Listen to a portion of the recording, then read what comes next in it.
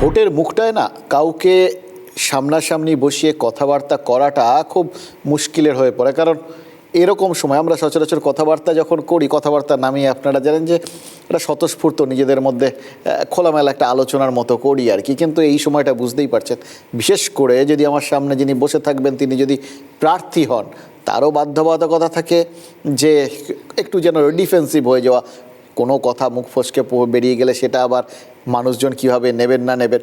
ফলে এই সময়টায় কথাবার্তাগুলো একটা বাড়তি চ্যালেঞ্জ হয়ে দাঁড়ায়। তবে আমার ধারণা আজকেরটা সেটা হবে না, তার কারণ আমার সামনে যিনি বসে আছেন উনি অতটা ভাবনা চিন্তা করেন না আর কি। উনি চিরকালই ডাকাবুকো এবং এখনও সেই মেজাজটাই আমরা দেখতে পাবো অন্তত প্রার্থী হিসেবে, সেটা বলে আমার ধারণা। আমি স্বাগত জানাচ্ছি আপনাকে আমাদের এই TV9-এর কথাবার্তায় শ্রীমতী রূপা গাঙ্গুলি। আমি একটু পেছন থেকে যেতে চাই।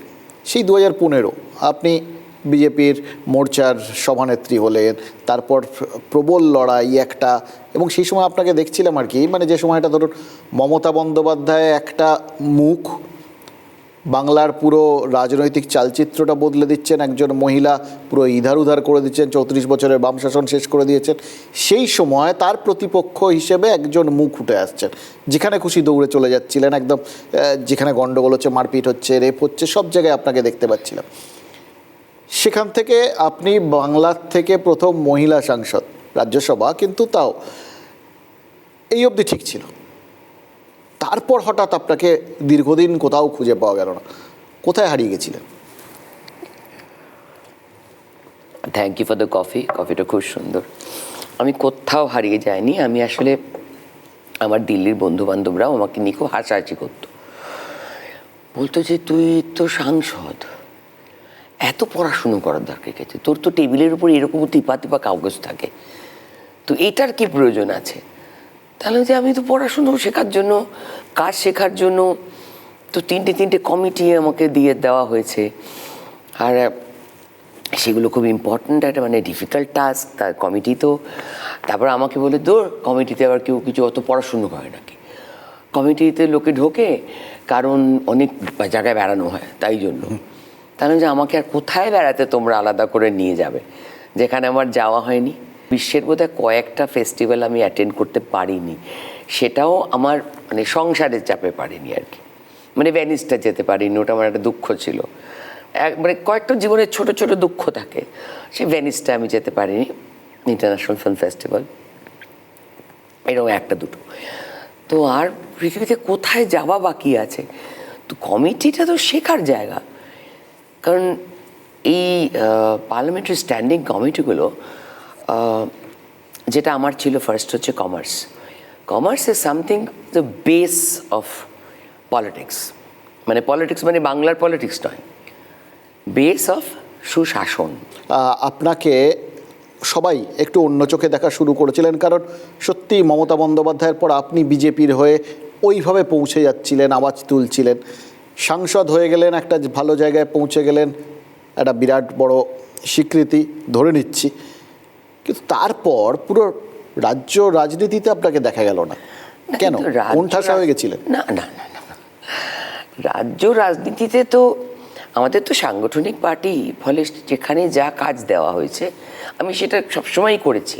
মানে যা কাজ দেওয়া হয়েছে, সে যে কোনো প্রোগ্রামই আমাদের হোক না কেন, যেটাতে আমাকে ইনভলভ করা হয়েছে, সেটা আমি সব কিছুই করেছি, খুব নর্মালভাবেই করেছি। আমার হচ্ছে আমার খুব একটা সোশ্যাল মিডিয়া, আমার যেটা প্রোফাইল বা পেজ, সেগুলো আমি খুব একটা যে চালু রাখতে পারি তা নয়। মানে আমি সময় পাই না, মানে ছবিটা তুলে রেখে দিলাম হয়তো, সেটা যে টাইমে পোস্ট করব, আর 5-6টা অ্যাসিস্ট্যান্ট রাখা, এমপিশিপ অবধি ঠিক ছিল।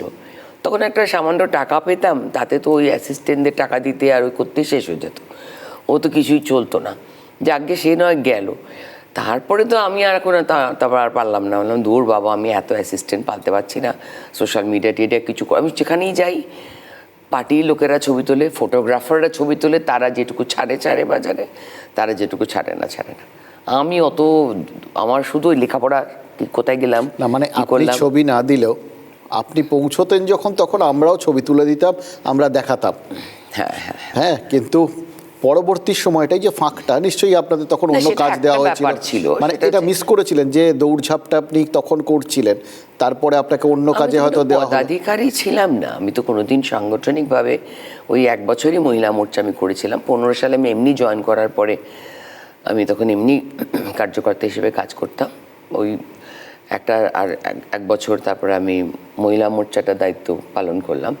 2016টা আমি মহিলা মোর্চার দায়িত্ব পালন করলাম। 15 আমি এমনি ঘুরলাম লোকজনের সঙ্গে। 15 আমাদের কর্পোরেশন ইলেকশনও ছিল, তখন আমি 7th জানুয়ারিতে আমি জয়েন করেছি, যখন তার ঠিক পরেই। তো আমার আমার সেরকম মানে ওই সময়টুকু আমার মনে আছে, আমি ধরুন 35টা রেপিস্টার মার্ডারারকে আমি ওই 2 বছরের মধ্যে অ্যারেস্ট করিয়েছি। আর কোনো থানা ভাঙচুর করিনি, কোনো অফিসারদের অপমান করিনি, অসম্মান করিনি। চুপ করে বসে পড়তাম, ওনাদের অফিসে গিয়ে বসে চা কফি খেতাম, বসে বসে বললাম আমি জানি আপনি ওখানে ওই লোকটা আছে, এখানে এটা আছে, তো অ্যারেস্ট করাতাম বসে। কারো বাড়িতে চুপ করে বসে থাকতাম, সেখানে বসে অ্যারেস্ট করাতাম। তো আমার ওটা একটা মনের একটা শান্তি ছিল। এবার তারপরে মহিলা মোর্চাতে আরও অনেক পরপর নেত্রীরা এসছেন। আমি সাংগঠনিকভাবে যেহেতু আপনার লেভেলের গ্ল্যামার নিয়ে, মানে সমস্ত দিক থেকে, আমি বাংলার কথা তো ছেড়েই দিন, আপনি সেই সময় মহাভারত করার সুবাদে গোটা ভারতে পরিচিত একজন মুখ, ওই লেভেলের পরিচিত মুখ। তার ধারে কাছে কেউ খুব বেশি আসেননি, কিন্তু তারপরেও আপনাকে যে সেই জায়গাটায় হয়তো ব্যবহার করা হয়নি বা সুযোগ পাননি না, বা- দেখুন তা নয়। অ্যাকচুয়ালি আমি বলছি আপনাকে, 19-এ আমাকে ইলেকশনে দাঁড়াতে বলা হয়েছিল, পার্টি থেকে বলেছিল। আমি বললাম যে আমি তো ভাই একটা এমপি আছি, আমার চিন্তাভাবনাটা না খুব একটা রাজনৈতিকভাবে কি বলবো, মানে পরিপক্ক নয়, is not the right word. আমার কাছে হচ্ছে আমার রাজ্যটা পশ্চিমবঙ্গ হবে আগে। এবার আমি নিজে একটা এমপি হয়ে আছি, তো আমি তো জানি না যে আমি এলএসএ জিতে আসলে, মানে লোকসভা জিতে আসলে আরও কি বেনিফিটস, কি সুবিধা পার্টি আমার জন্য ভেবেছে, আমার সব মাথা নেই তখন। আমি ভাবছি আমি তো এমপি আছি, তো আমার জায়গায় আর আমি যদি একটা সিটে আটকে না যাই, আমি যদি 15টা সিট বাড়াই, পাগলের মতন 52 দিন 53 দিন আমি রাস্তায় থেকেছি। মানে আমার জামা কাপড় সুটকেসটা কেউ একজন নিয়ে পৌঁছতো এয়ারপোর্টে, আবার সেখান থেকে চলে যেত, আবার কেউ একটা গাড়ি করে এক জায়গায় পৌঁছে দিত, আবার পরা জামা কাপড়ের সুটকেসটা আমার বাড়ি থেকেও পৌঁছে দিত।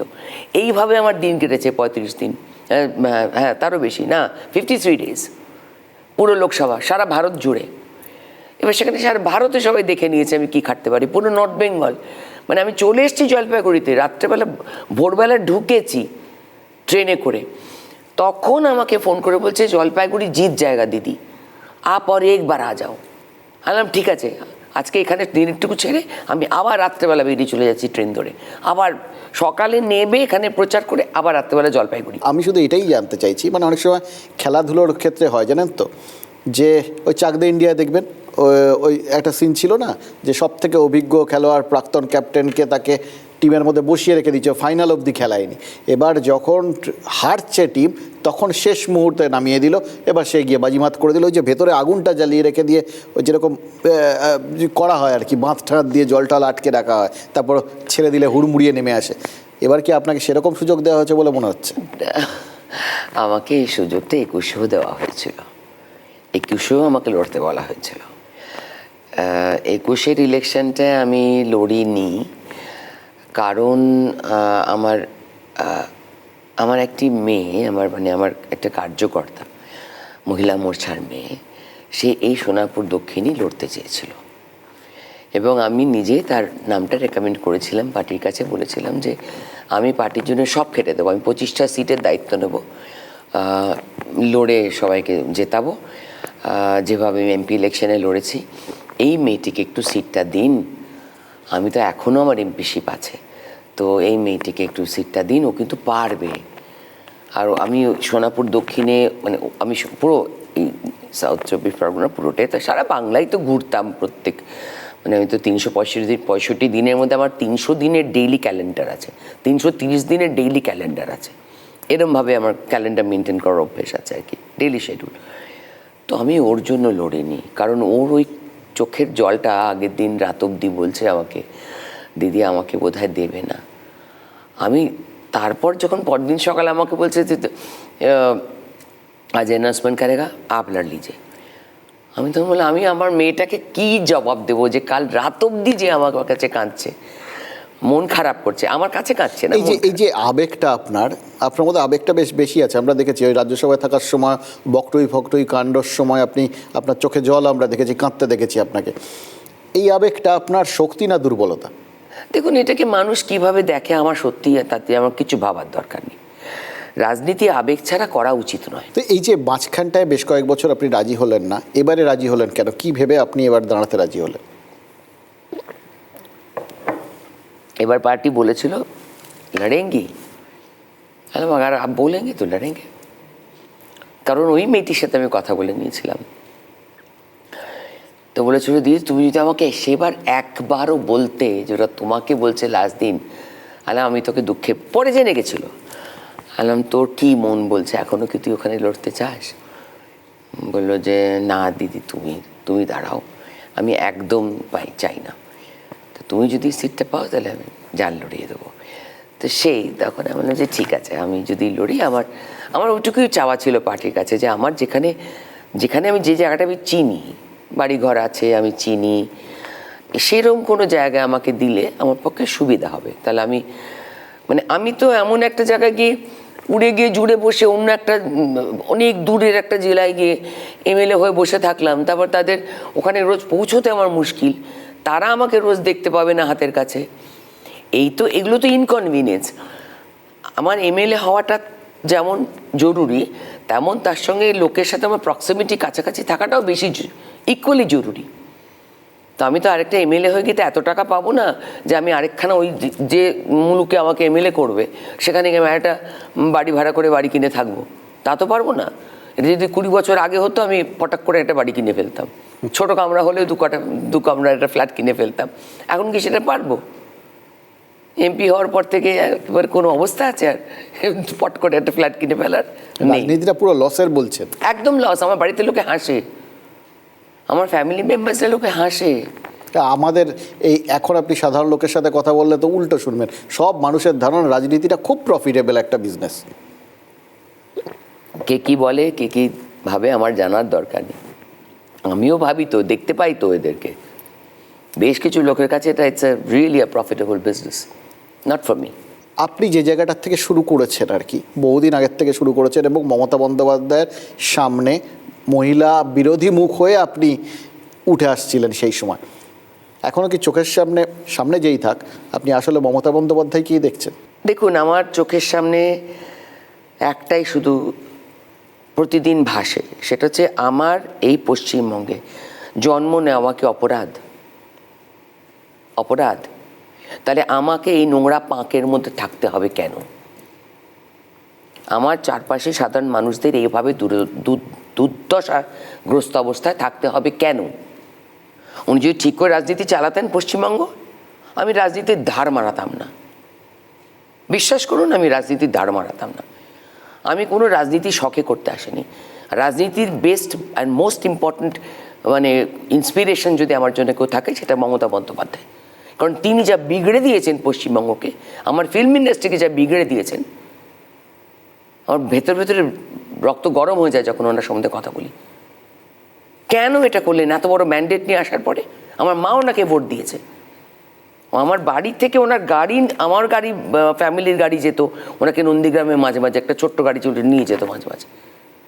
আমি প্রথম দিন আমি যখনই কলকাতায় ফিরলাম, তখন তো অনেক বছর ছিলাম না, বহু বছর, আমি 2006 থেকে কলকাতায় থাকতাম না, বম্বেতেই রোজগার করতাম। তো আমি তো এসে দেখলাম পাল্টে গেছে। বললাম ঠিক আছে, পাল্টে গেছে, আচ্ছা ঠিক আছে, ওকে, হয়ে গেল। এই মহিলাকে আমি তো খবরের কাগজে দেখেছি, ভদ্রমহিলাকে। মুখ বলছে উনি সঠিক কাজ করবেন না, মুখ বলছে উনি সঠিক কাজ করবেন না।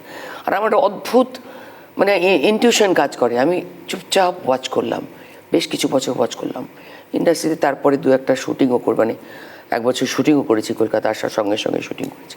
শুটিং করতে গিয়ে দেখলাম পরিবেশই পাল্টে গেছে।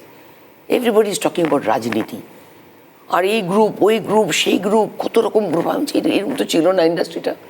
আমার স্টুডিও পাড়ায় এরকম কোনো দিন ছিল না। সেই দেখে আমার রাগ জন্মালো যে স্টুডিও পাড়াটা এরকম হয়ে গেল কী করে। আস্তে আস্তে আস্তে আস্তে নন্দনে যেদিন দেখলাম যে নন্দন আর নেই, নন্দনটা ঢেকে দিয়েছে 50খানা হোর্ডিং দিয়ে, সেদিন মনে হচ্ছে একটা তো পশ্চিমবঙ্গের তো একটা ক্যারেক্টার আছে, একটা ক্যারেক্টার আছে, তো সে ক্যারেক্টারটা নষ্ট হয় কি করে? আমার একটা কথা বলুন যে এটা তৃণমূলও বলে, মমতা বন্দ্যোপাধ্যায় বলেন যে এখানে যে আজকের দিনে মহিলারা একটা ভোট ব্যাংক হয়ে গেছেন আর কি, ভোট ব্যাংকটা বলেন না কিন্তু অ্যাকচুয়ালি ভোট ব্যাংক হয়ে গেছে মহিলারা। তার কারণ মহিলারা কিন্তু বিগত যতগুলো ইলেকশন আছে দেখা গেছে সব একজোট হয়ে ম্যাক্সিমাম ভোট দিয়েছেন হচ্ছে তৃণমূলকে এবং মমতা বন্দ্যোপাধ্যায়কে দেখেই আর কি। এবং তারাও বলেন যে আমরা যতটা মহিলাদের জন্য করি, যতজন প্রার্থী রাখি, ওই সংরক্ষণ যা বলছে সেগুলো তো আগে অতীতের সংরক্ষণ, আমরা অলরেডি সেই সংরক্ষণ করে বসে আছি, এতজন প্রার্থী আর কোথাও নেই মহিলা। মানেন যে পুরোটা ওনারাই করে দিয়েছেন, তাহলে আপনাদের জন্য পরিসরটা কোথায়? আপনি একটু উইমেন অ্যাট্রোসিটিসের পরিসংখ্যানটা দেখুন, কীরমভাবে পশ্চিমবঙ্গে থানাতে রিপোর্ট পর্যন্ত নেয় না, কীরমভাবে দিনের পর দিন আমার কাছে রিপোর্টস আছে। আমি মানে এক এক সময় বসে লিখতাম, মানে ডেইলি বেসিসে খবর পড়ে লিখতাম। দিনে 7টা রেপ, সে ডেটটা বোধ হয় 2018 হবে, 18-19 হবে। 7টা রেপ একদিনে পশ্চিমবঙ্গে নানা জায়গায়। 35,000 women atrocities in West Bengal every year. সবচেয়ে এখানে মানে ছোট ছোট বাচ্চা মেয়েদের বিয়ে হয়ে যাচ্ছে for safety purposes, security purposes. মহিলাদের অ্যাম্বিশন জিরো হয়ে গেছে ছোট্ট বয়সে। আমি আমার সোনারপুর দক্ষিণী বলি, কোথাও একটা ভালো সিনেমা হল নেই, কোথাও বেড়াবার জায়গা নেই, কিচ্ছু নেই, শুধু মেলা আর খেলা সারাদিন। People have nothing else to do other than ওই ছোটো ছোটো বাচ্চা ছেলেমেয়েরা, তারা ইনফ্যাচুয়েশনটাকে প্রেম বলে ধরে, তারপর সেটা 15 থেকে 16 হতে না হতে এইটুকু মেয়ে, সব বাচ্চা মেয়ে, তারা সব বিয়ে করে একটা কোলে নিয়ে একটা কাকে নিয়ে বসে আছে। আমার ভাবলে আমি তো যেখানে যাই, 10 বছর ধরে এটাই করে যাচ্ছি, যেখানে যাই আমি সবাইকে। তৃণমূলের তরফ থেকে কিন্তু এটা বলা হয় যে তারা স্বাবলম্বী করার জন্য এই লক্ষ্মীর ভাণ্ডার দেওয়া হচ্ছে, যাতে তাদের হাতে কিছু টাকা আসে, তারা কিছু করতে পারেন। হ্যাঁ, ভালো তো, লক্ষ্মীর ভাণ্ডার থাকবে না কেন? থাকবে তো বটেই। আমরা তো তার মাকে নিয়ে এসেছি, অন্নপূর্ণা ভাণ্ডার দিচ্ছি, তার থেকে ডবল দিচ্ছি। প্রশ্ন হচ্ছে শুধু তো কোনো ভাণ্ডার একমাত্র তার মানে মানুষের জীবনে সব কিছু হতে পারে না। লক্ষ্মীর ভাণ্ডারটাই আপনাদের একটা বড় প্রতিপক্ষ মানেন? না, আমার এসব এই ফেসিলিটিসগুলো নিয়ে আমার কোনো আপত্তি নেই। আমার বিজেপি যদি অন্নপূর্ণা ভাণ্ডার নাও দিত, যখন অন্নপূর্ণা ভাণ্ডার অ্যানাউন্সমেন্ট হয়নি তখনও পর্যন্ত আমি কোনদিন লক্ষ্মীর ভাণ্ডারকে অপমান করিনি, ছোট করিনি। কারণ আমি এত নিম্নবিত্ত পরিবার থেকে, মানে মধ্যবিত্ত, মানে মোটামুটি একবেলা ঠিক করে খাওয়া একটা পরিবার থেকে বড় হয়েছি। আমি জানি 1,500 টাকা, আমার মা যখন আমাকে বড় করেছে, মা টোটাল রোজগার করতেন 220 টাকা রোজগার। সায়া সেলাই করতেন, ব্লাউজ সেলাই করতেন আমার মা। লোকের বাড়ি পর্দা, সায়া, ব্লাউজ, বালিশের বার সব আমরা সেলাই করতাম, আমিও শিখে গেছিলাম। তো আমি এক্স্যাক্টলি জানি যে 200 টাকাটাও কি অত্যন্ত প্রয়োজনীয় একটা সংস্থা, মানে সংস্থান একটা যদি মানুষের কাছে আসে। তো 1,500 টাকাকে অসম্মান করার মতন এত বড় ধৃষ্টতা আমার নেই, কোনো দিন করিনি। আমি 4টে জিনিস আপনার সামনে বলছি। একটা SIR, একটাই ডবল ভাতার প্রতিশ্রুতি, মানে 1,500 টাকা লক্ষ্মীর ভাণ্ডার হলে 3,000 টাকা অন্নপূর্ণা ভাণ্ডার। 3 নম্বর হচ্ছে এই বিপুল পরিমাণ কেন্দ্রীয় বাহিনী এবং সেই সঙ্গে নির্বাচন কমিশনের সক্রিয়তা। আর 4, ধর্মীয় মেরুকরণ। এই 4টের মধ্যে কোনটা আপনাদের এবার সব থেকে বেশি আশাবাদী করছে বা আপনাদের ফেভারে যাবে বলে মনে করছে? আচ্ছা দেখুন তো, আপনি খুব কঠিন 4টে প্রশ্ন করলেন।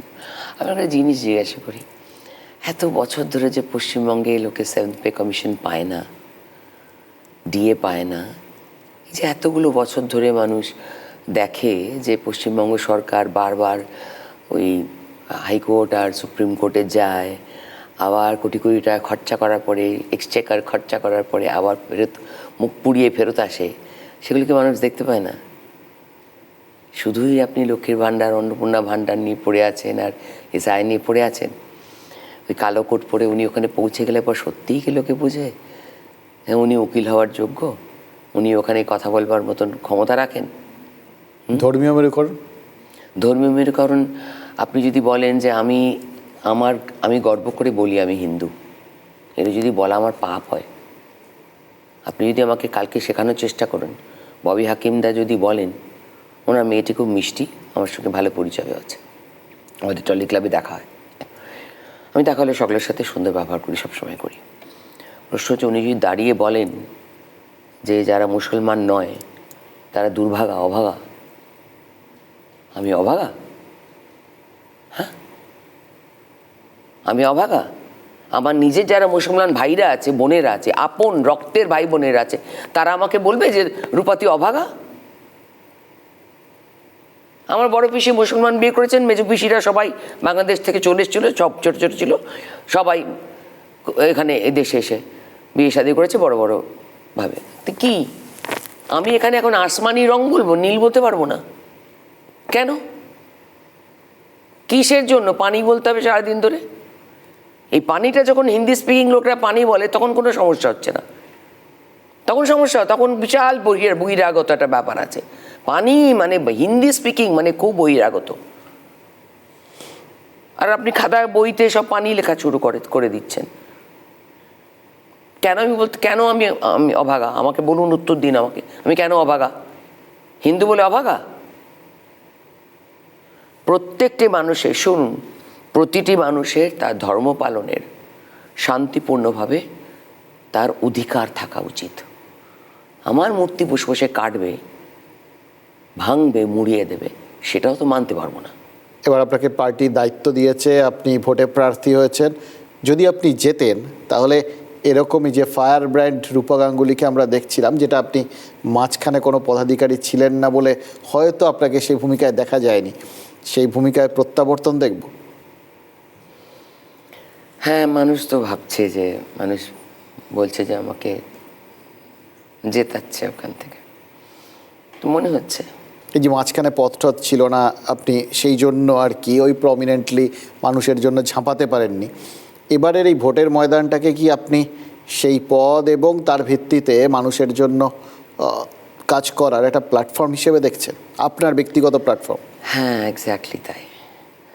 আমি এমপিশিপ থাকাকালীন যতটা কাজ মানুষের জন্য করতে পেরেছি, তার থেকে, কারণ আমি তো বিরোধী এমপি ছিলাম, তো এখানে কিছুই করতে পারিনি, খুব সামান্য, মানে জাস্ট সামান্য কিছু ভারতের নানা জায়গায় করতে পেরেছি। তো এইবার আমরা ভারতে, মানে আমরা পশ্চিমবঙ্গে সরকার করতে চলেছি, তো এবার মানুষের সত্যিকারের মানে সমস্যার সমাধানগুলো করতে পারবো আর কি। মাঝখানে সেই সুযোগটা না পাওয়ার যন্ত্রণা কতটা ছিল? আমি ব্যক্তিগত স্তরে যা পারতাম লোকের জন্য করতাম, আমার যেটুকু ক্ষমতা, যার যেখানে প্রয়োজন, যেটুকু পেরেছি করেছি, কার্যকর্তাদের জন্য করেছি, কিন্তু সেইভাবে একটা লার্জ স্কেলে তো কিছু করতে পারিনি। তো আচ্ছা, এই যে আপনি যে এই প্রার্থী হলেন, আবার ফিরে এলেন আর কি, এটা কি ওই আপনাদের আদিরা সব আবার একটুখানি এবারে আদি নব্য মিলিমিশে একসঙ্গে হচ্ছে, সেই জন্য সেই আদি ব্র্যান্ডের একজন হিসেবে আপনার মানে অন্তত এই ক্ষেত্রে প্রার্থী পদে একটা প্রত্যাবর্তন ঘটলো? না, এইসব উত্তর শ্রমিকদা দিতে পারবে, ওসব আমি জানি না। আমাকে কে প্রার্থী করেছে আমি সেটা বলতে পারবো না। সেটা ভূপেন্দ্র যাদবজি হতে পারে, বানসালজি হতে পারে, অমিত শাহজি হতে পারে, প্রধানমন্ত্রীজি হতে পারে, শ্রমিকদা হতে পারে, আমি জানি না, একদম জানি না। আপনাকে অনেক ধন্যবাদ আমাদের সময় দেওয়ার জন্য। Thank you.